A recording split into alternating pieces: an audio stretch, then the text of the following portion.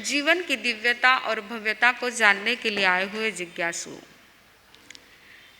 जिनका ज्योतिर्मय जीवन, चंद्रकांत चरण, निर्मल निर्दोष नयन, समुचित मार्गदर्शन, भव्यात्माओं के संयमी यात्रा के लिए देहरी दीपक के रूप में सिद्ध हुआ, ऐसे सुधर्मा स्वामी, जिनके चरणों में परम पुण्यवंता जम्बू कुमार पहुँचे हैं। कहाँ पहुँचे हैं? कहाँ पहुँचे? राजगृही नगरी में नहीं, राजगृही नगरी के बाहर गुणशील उद्यान में। आइए, हमारी चातुर्मास के प्रारंभ से सीरियल चल रही है, नवपुण्य की सीरियल चल रही है। अनि नालंदी पाड़ा में प्रभु जी 14 किया चौमासा जी।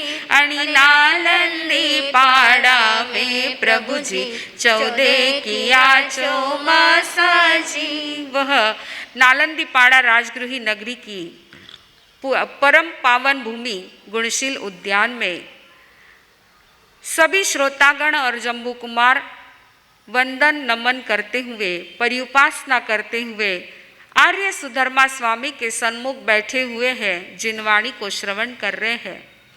श्री सुधर्मा स्वामी के मुखारविंद से नवपुण्य का स्वरूप सुना, हमने भी समझा है। अब आगे जो है, संसार का चक्र बढ़ाने वाली, भव परंपरा को बढ़ाने वाले पाप का स्वरूप भी सुधर्मा स्वामी ने जम्बू कुमार और समस्त श्रोतागण के सामने रखा है। पाप का स्वरूप समझा रहे हैं कि जब तक पाप के स्वरूप को नहीं समझेंगे तब तक उसको छोड़ने का पुरुषार्थ नहीं होगा।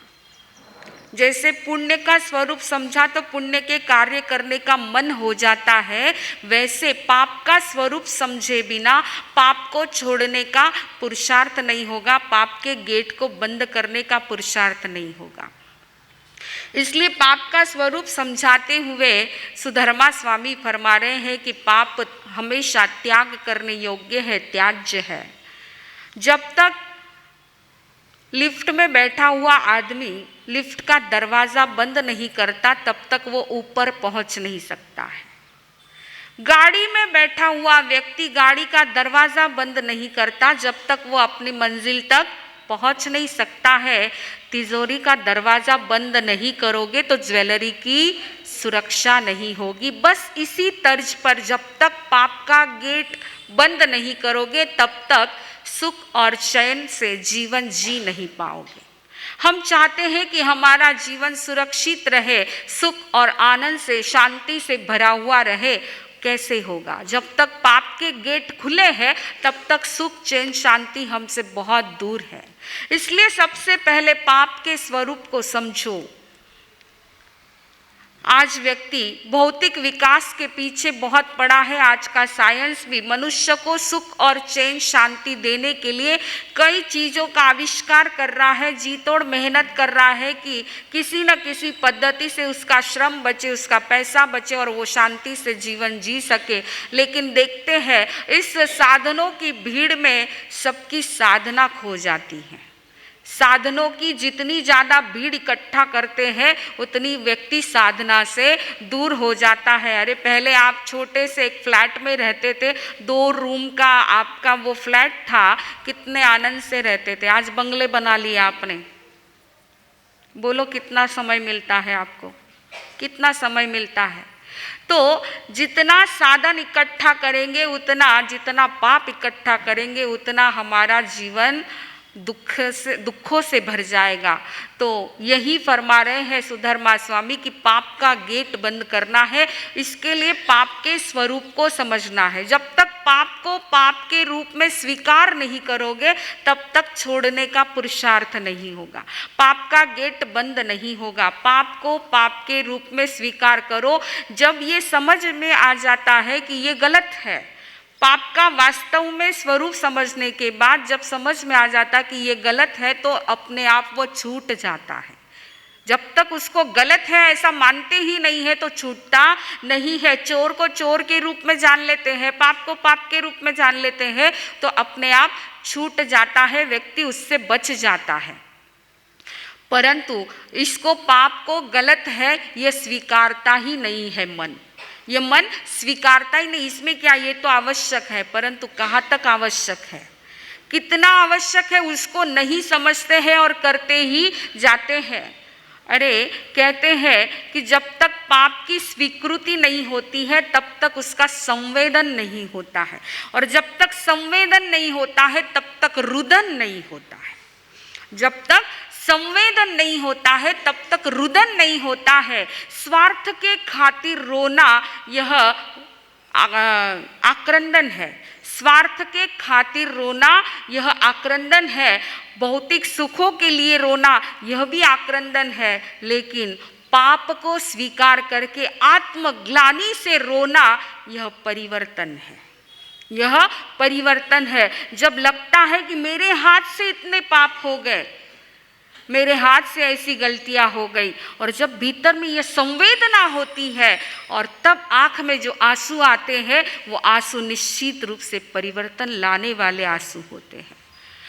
जिनवाणी यही कहती है, भगवान महावीर यही कहते हैं कि पाप के फल से मत डरो, पाप से डरो। पाप के फल से मत डरो लेकिन पाप से डरो। हम क्या करते, पाप के फल से डरते हैं, पाप से नहीं डरते, करते ही जाते हैं, करते ही जाते हैं। तो भगवान ने महत्वपूर्ण बात बताई कि पाप के फल से नहीं, पाप से डरो। और व्यक्ति जब तक पाप से डरता नहीं है तब तक पाप करता ही जाता है। एक बात याद रखना, आप यदि अपनी इच्छा के अनुसार अपना जीवन जीते हैं ना तो कर्म सत्ता, ध्यान से सुनना, कर्म सत्ता आपको ऐसी जगह ले जाकर के भेज देगी जहां पर आपकी मर्जी के अनुसार आप कुछ भी नहीं कर पाए। आपको पृथ्वी काय, अप काय, वनस्पति काय में भेज देगी जहां पर आप अपनी मर्जी से जीवन जी ही नहीं सकते हैं।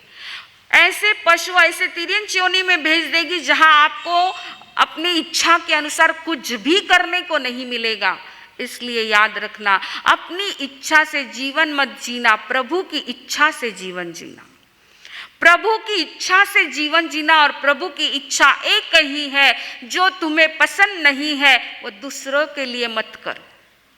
जो तुम्हें पसंद नहीं है वो दूसरों के लिए मत करो। जैसे तुम्हें गाली पसंद है क्या, बोलो, गुस्सा पसंद है फिर भी करते हो, हाँ, गाली पसंद नहीं है, गुस्सा पसंद नहीं है, कोई हमारा अपमान करे, तिरस्कार करे, निंदा करे, हमें पसंद, बोलो, हाँ, नहीं है। तो जो तुम्हें पसंद नहीं है वो दूसरों को भी पसंद नहीं है, इसलिए दूसरों के साथ ऐसा बर्ताव मत करो, दूसरों के साथ ऐसा बर्ताव मत करो। प्रभु यही कह रहे हैं, पाप से यदि बचना है तो जो तुम्हें पसंद है वो दूसरों के साथ करो, जो तुम्हें पसंद नहीं है वो दूसरों के साथ भी मत करो, तो तुम्हारा जीवन पाप से मुक्त हो सकता है, तुम्हारा जीवन पाप से मुक्त हो सकता है। भगवान की इच्छा के अनुसार हमें जीवन जीना, और भगवान की इच्छा यही है। अरे वह हजारों की हिंसा करने वाला चंड कौशिक, कितने अपने लाइफ में उसने कितनों की हिंसा की, कितनों को मारा, जहर से कितनों को खत्म कर दिया, लेकिन अंतिम समय में जब प्रभु मिले तो सारी हिंसा का त्याग कर दिया उसने। एक चंड कौशिक, एक सांप, जहरीला सांप, कि वो भी सुधर सकता है मात्र प्रभु का उपदेश सुनकर के उसने हिंसा का त्याग कर दिया। भगवानों, हमको बचपन से प्रभु मिले हैं, उसको तो जीवन के अंतिम क्षण में मिले, लेकिन हमको तो प्रभु बचपन से मिले हैं, जिनवाणी हमको बचपन से मिली है। कितनी अहिंसा का पालन करते हैं हम, कितनी अहिंसा का पालन करते हैं, कितना जीवन में परिवर्तन आता है, क्या क्या किया है हमने और क्या करना चाहिए, इसका चिंतन कीजिए। अरे एक छोटा सा निमित्त भी व्यक्ति को बदल देता है। वाल्याकोड़ी का नाम आपने सुना है। वाल्याकोड़ी से वाल्मीकि ऋषि कैसे बन गया, घटना आप जानते हैं। ब्राह्मण परिवार में जन्मा हुआ वह व्यक्ति जिसका नाम था रत्नाकर, जिसका नाम था रत्नाकर। नाम तो इतना सुंदर था, परंतु संगत गलत मिल गई। गलत लोगों की संगत मिल गई और उसके जीवन में कई विकारों ने आकर के अपना डेरा जमा लिया, जिससे वह पूरे लोगों में एक क्षुद्र प्राणी की तरह पहचाना जाने लगा। जवानी की उम्र तक तो कई लोगों का मर्डर करना उसके लिए सामान्य बात थी और ऐसा वह प्रसिद्ध डाकू के नाम से जाना गया, वाल्या कोई के नाम से जाना गया। उसने पूरे जंगल में जहाँ रहता था वहाँ 100 गड्ढे खोद करके रखे थे। रास्ते से चलता जो भी आदमी आता उसको उठाना, उसको खत्म करना, उसका धन माल छीन लेना और गड्ढे में उसके शव को दबा देना, यह उसका नित्य क्रम था। इसी क्रम में एक बार नारद मुनि वहां से गुजरने लगे। नारायण भजवन नारायण करते करते नारद मुनि जा रहे हैं और डाकू वाल्या कौड़ी अपना धनुष्य बाण लेकर के खड़ा ही है। जैसे ही उसने तीर कसा है, नारद मुनि ने कहा, अरे मुझे क्यों मारते हो, मैंने तेरा क्या बिगाड़ा है। तब उसने कहा, आदमी को मारना मेरा पहला काम है। साधु बाबा, आदमी को मारना मेरा पहला काम है, तैयार हो जाओ। नारद मुनि ने कहा, परंतु एक बात का जवाब दे दे, फिर मैं तैयार हूं। बोले क्या है? नारद मुनि ने पूछा, ये बात बता, तू ये सब पाप किसके लिए करता है? रोज लोगों को मारता है, किसके लिए मारता है? उसने कहा, किसके लिए क्या, मेरी माँ है, बहन है, पत्नी है, परिवार है, सब परिवार का पालन पोषण करने के लिए मैं ये काम करता हूँ। तब नारद मुनि ने कहा, अच्छा तू परिवार के लिए ये सब काम करता है, परंतु इसका जो फल मिलेगा तुझे, इस पाप का, इस हत्या का फल जो तुझे मिलेगा वो बुरा होगा और उस फल को भोगने में तेरे परिवार वाले साथ देंगे क्या, भागीदार लेंगे क्या? ये पूछ जरा उनसे। उसने कहा, क्यों नहीं लेंगे, जब माल लेते हैं तो भागीदारी भी लेनी जरूरी है। मुझसे माल लेते हैं, धन लेते हैं, तो भागीदारी भी लेनी जरूरी है। लेंगे, जरूर लेंगे, क्यों नहीं लेंगे। तब नारद मुनि ने कहा, अरे भोले मानस, जरा एक बार अपनी माँ बहन से, पत्नी से पूछ के तो आ। तब वो डाकू जोरदार ठहाका मार के हंसते हुए कहता है, बाबा इस प्रकार मुझे घर बेच कर के पीछे तुम 9-2-11 हो जाओ, इतना मैं मूर्ख नहीं हूँ, इतना मैं मूर्ख नहीं हूँ, मुझे तुम पर विश्वास नहीं है, तुम भाग जाओगे, मुझे घर बेच करके तुम पीछे से भाग जाओगे। तब नारद मुनि ने कहा, मैं नहीं भागूंगा, मैं तुझे धोखा नहीं दूंगा, तुझे अगर विश्वास नहीं है तो ये पेड़ से मुझे बांध के रख दे, लेकिन पूछ के आ घर पे एक बार पूछ के आ। और उसको ये बात जज गई। उसने नारद मुनि को एक बड़े रस्सी से पेड़ से बांध करके रख दिया और घर पर जल्दी पहुंच गया है। जैसे ही वह घर पर आया, माँ सामने थी। माँ ने पूछा, बेटा आज तू जल्दी कैसे आ गया, आज कुछ मिला नहीं तुझे, खाली हाथ कैसे लौटा है? तब वह डाकू कहता है अपनी माँ से, माँ एक बात पूछने के लिए आया हूँ, मैं ये जो रोज पाप करता हूँ इसका बुरा फल तो मुझे मिलेगा ही, परंतु इस फल को भोगने में क्या तुम भागीदारी दोगी? क्या तुम ये फल, जो फल मुझे मिलने वाला है उसका आधा हिस्सा तुम बांट करके लोगी? माँ ने तपक से उत्तर दे दिया, नहीं, मैं क्यों दूंगी, तुम पाप करते हो, फल तुम भोगो, मैं क्यों भोगू उसका फल? हाँ, पाप तुम कर रहे हो और मुझे कहते हो तुम इसका फल भोगो, ये कहाँ का न्याय है? मुझे तो सिर्फ धन से मतलब है। माँ के शब्द है, ध्यान रखना, संसार की स्थिति ऐसी ही है। माँ कहती है मुझे धन से मतलब है, तुम पाप करके लाओ या परिश्रम करके लाओ, मुझे धन से मतलब है। जो उस परिवार का पेट पालता है, ऐसे धन से मतलब है। तुम्हारे पाप का फल तुम्हें ही भोगना है, मैं इसमें हिस्सेदार नहीं हूँ। वाल्या कोई आश्चर्य से माँ की ओर देखने लगा कि जिस माँ ने मुझे कभी रोका नहीं, आज वो माँ ये जवाब दे रही है। वो पत्नी के पास गया, पत्नी के पास भी उसको ऐसा ही जवाब मिला। बच्चों के पास गया, उसे भी वहाँ पर ऐसा ही जवाब मिला। तब वाल्या कोई की आंखें खुल गई। उसने सोचा, ओहो, जिनके लिए मैंने आज तक जिंदगी भर तक इतने पाप किए, इतने लोगों को मौत की घाट उतारा, और ये ही लोग फल भोगने के लिए मुकर रहे हैं, इनकार कर रहे हैं। बस सारे स्वार्थी हैं, सारे स्वार्थी है, मुझे इनके साथ रहना नहीं है। और पाप को पाप के रूप में स्वीकार कर लिया तो छूट गया। सारा पाप छूट गया, जो हिंसा की थी उन सब से मुक्त हो गए और नारद मुनि के पास जाकर के शरण स्वीकार कर ली है और वाल्या कोड़ी से क्या बन गए? वाल्मीकि ऋषि बन गए, जिन्होंने संस्कृत में रामायण लिखी है। ये परिवर्तन आता है जब पाप को पाप के रूप में स्वीकार करते हैं, तो परिवर्तन निश्चित रूप से आता है। बस सोच लो कि हमने जिंदगी में जो भी पाप किए हैं, कर रहे हैं, कहीं ना कहीं थोड़ी तो लिमिट आ जाए। आवश्यक है वहाँ तक ठीक है, अनावश्यक पाप से हमें बचना है। जो जरूरी नहीं है उस पाप से हमें बचना है। सुधर्मा स्वामी यही बात जम्बू कुमार को समझा रहे हैं। आगे सुधर्मा स्वामी ने समझाया, समस्त श्रोतागण और जम्बू कुमार को समझा रहे हैं कि हे जम्बू कुमार, यह हमारा जीवन, हमारा आयुष्य कैसा है? भरे हुए बादल के समान है। ये भरे हुए पानी से भरे हुए बादल जिस प्रकार तीव्र गति से सारा पानी झर जाता है, बह जाता है, बस आयु के हर क्षण प्रति क्षण यह आयु क्षीण होती जा रही। एक एक क्षण हमारी जिंदगी का बीत रहा है, व्यर्थ हो रहा है। इसलिए जाग जाओ, इसलिए जाग जाओ। जो प्रिय व्यक्तियों का संयोग अच्छा लगता है, उसका परिणाम क्या है? वियोग है।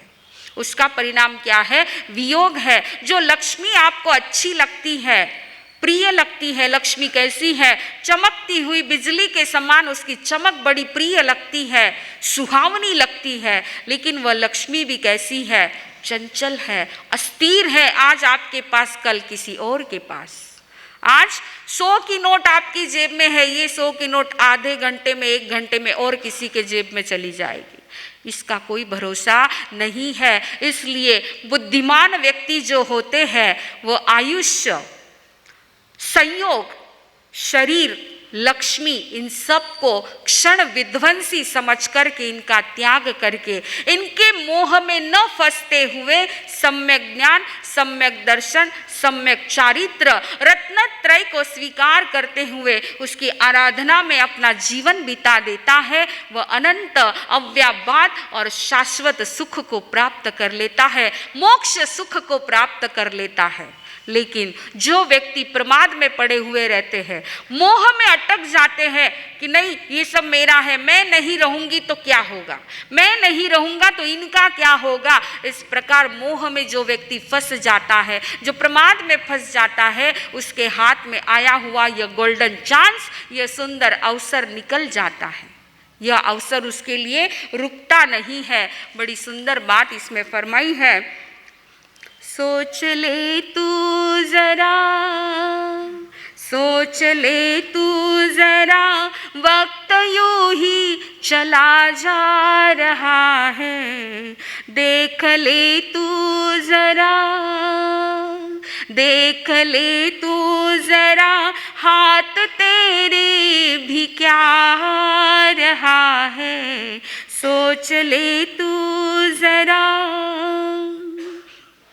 झंझट में खुद को फंसाता है क्यों, अनमोल जीवन गवाता है क्यों। झंझट में खुद को फंसाता है क्यों, अनमोल जीवन गवाता है क्यों। जान ले तू जरा, जान ले तू जरा, ना किया कुछ वो पछता रहा है। सोच ले तू जरा, जो अनमोल अवसर हमारे हाथ में आया है, अगर इस क्षण में भी हम जागरूक नहीं बनते हैं, पुरुषार्थ नहीं करते हैं, तो वो समय हमारे हाथ से निकल जाता है। फिर पछताने के अलावा और कुछ भी हमारे हाथ में बचता नहीं है। स्वार्थों में बंधा है सारा जहां, कोई ने अपना बना है यहाँ। स्वार्थों में बंधा है सारा जहां, कोई ने अपना बना है यहाँ। खोल आंखें जरा, खोल आंखें जरा, देख भीतर में जो हो रहा है। सोच ले तू जरा। कितनी सुंदर बात कही है। मात्र भीतर में देखो, भीतर में कितनी उथल पुथल चल रही, भीतर में क्या क्या हो रहा है। बाहर की दुनिया की खोज खबर बहुत लेते हैं, यहाँ से जाओगे मोबाइल पर व्हाट्सअप देख लोगे, किसका क्या समाचार क्या है, ये सब पढ़ लोगे, लेकिन भीतर को कब पढ़ोगे? भीतर का व्हाट्सअप कब पढ़ोगे कि भीतर में क्या हो रहा है, क्या क्या मैसेज आ रहा है। तूने ये किया, तेरी कौन सी गति का बंद हुआ, तूने वो किया, तेरे कौन से आयु का बंद हुआ। इस व्हाट्सएप को कब देखोगे? इसलिए कवि कह रहे हैं बस भीतर को देख लो, अपने आप को देख लो, भीतर में जान लो। संसार में ना कोई सार है, संयम से ही उद्धार है। संसार में ना कोई सार है, संयम से ही उद्धार है। मान ले तू जरा, मान ले तू जरा, सच्चानंद इसी में रहा है। सोच ले तू जरा। कितनी सुंदर बात समझाई है। बस ये भजन की 2-4 लाइन भी अगर हम जीवन में उतार ले, अपने आप को भीतर में देख ले और आए हुए क्षण का हम सदुपयोग कर ले, क्योंकि जिंदगी का भरोसा नहीं है। आए दिन आप खबर सुन रहे, कितने उठावने हो गए अभी तक, है ना। अरे कोई खाते खाते चला गया, कोई नींद में चला गया, कोई गाड़ी में बैठा, गाड़ी स्टार्ट की और वहीं पर ढेर हो गया। ये सब आंखों से देखते हो, जानते हो, समझते हो और उसके ऊपर अपनी संवेदना भी व्यक्त कर लेते हो, लेकिन भीतर की संवेदना कब जागृत होगी? भीतर की संवेदना को जगाओ और जागृत हो जाओ। एक एक पल भी हमारा अनमोल बन जाए, व्यर्थ नहीं जाए। सुधर्मा स्वामी के इस अमृतमय उपदेश को सुनकर के जम्बू कुमार का हृदय वैराग्य से ओतप्रोत हो गया, वैराग्य से ओतप्रोत हो गया और वहीं पर खड़े होकर के कहते हैं, भगवान तमेव सच्चम निसंखम जम जिने ही पवेयम।